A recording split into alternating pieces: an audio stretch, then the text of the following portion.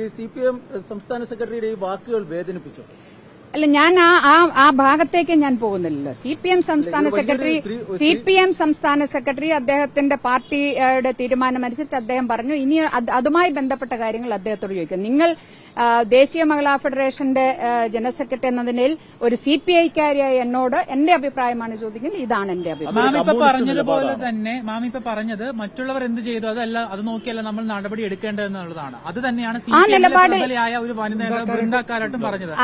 ഞാൻ പറഞ്ഞല്ലോ, നടപ്പിലാവുന്നത് ഞാൻ പറഞ്ഞല്ലോ, ഞങ്ങൾ അതിനുവേണ്ടി ഒരു കാര്യം ഒരു തവണ പറഞ്ഞാൽ 10 തവണ പറഞ്ഞാൽ അങ്ങ് നടപ്പിലായിക്കൊള്ളാം. അങ്ങനെയാണെങ്കിൽ ഈ രാജ്യത്ത് ഇന്ന് ജെൻഡർ ഇക്വാളിറ്റിയും ജസ്റ്റിസും ഒക്കെ എത്രയോ മുമ്പ് തന്നെ നമ്മുടെ രാജ്യത്ത് വന്നിരിക്കും.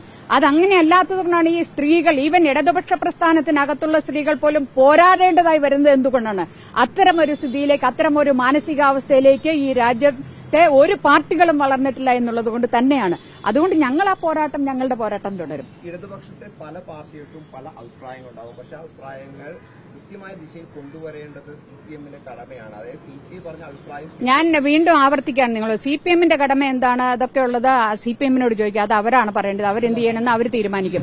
അത് ആരും പറഞ്ഞ് അവരുടെ കടമ അവരെ ഓർമ്മിപ്പിക്കേണ്ട കാര്യമില്ല. അവരുടെ കടമ അവർ ചെയ്യും. ഞാൻ പറഞ്ഞല്ലോ, ഞാൻ എന്റെ ഭാഗം ഞാൻ ക്ലിയർ. ദേശീയ മഹിളാ ഫെഡറേഷൻ ജനറൽ സെക്രട്ടറി എന്ന നിലയിൽ ഒരു CPI-കാരിയായ ഒരു കമ്മ്യൂണിസ്റ്റ് വനിതാ പ്രവർത്തക എന്ന നിലയിൽ നിങ്ങൾക്ക് എന്തെങ്കിലും ചോദിക്കാനുണ്ടെങ്കിൽ ചോദിക്കാം. ഈ ഇടതുപക്ഷ മുന്നണിയുടെ നിലപാടിനെ പറ്റി പറഞ്ഞതുകൊണ്ട് ചോദിക്കുകയാണ്.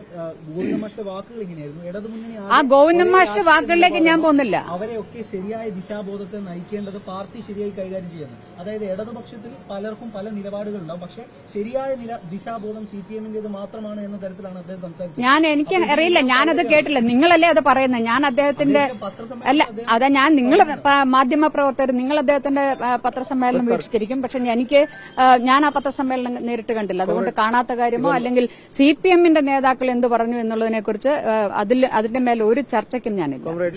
സർക്കാരിൽ നിന്ന് അനുകൂലമായിട്ടുള്ള ഒരു ഉചിതമായ നടപടി ഉണ്ടാകുമെന്ന് വിശ്വസിക്കുന്നുവെന്ന് കോമ്രേഡ് പറഞ്ഞു. പക്ഷെ അപ്പോഴും CPM സ്വീകരിച്ചിരിക്കുന്നത് ഇപ്പോൾ ആരോപണത്തിന്റെ പേരിൽ എക്സിക്യൂട്ടീവ് പൊസിഷനിൽ നിന്ന് മാറ്റി നിർത്താം. പക്ഷേ MLA എന്ന് പറയുന്ന സ്ഥാനത്ത് നിന്ന് മാറ്റി നിർത്തി കഴിഞ്ഞാൽ വീണ്ടും അദ്ദേഹം നിരപരാധിയാണെന്ന് തെളിഞ്ഞാൽ ഒരു തെരഞ്ഞെടുപ്പ് നേരിടേണ്ടി വരും. അപ്പോൾ അത് ഉചിതമായ ഒരു കാര്യമല്ല എന്ന് തീർത്തും പറയണം. അതായത് ഈ ആരോപണം നേരിടുന്ന ഘട്ടത്തിൽ ഞാൻ പറഞ്ഞല്ലോ, നിങ്ങൾ പറഞ്ഞ CPM-ന്റെ നിലപാടെന്ന് പറയുന്നത് ഗോവിന്ദമാഷ് പറഞ്ഞു എന്ന് പറയുന്നു. അല്ല, ഗോവിന്ദമാഷ് പറഞ്ഞു എന്ന് നിങ്ങൾ പറയുന്നു. പക്ഷെ ഞാനത് കണ്ടിട്ടില്ല.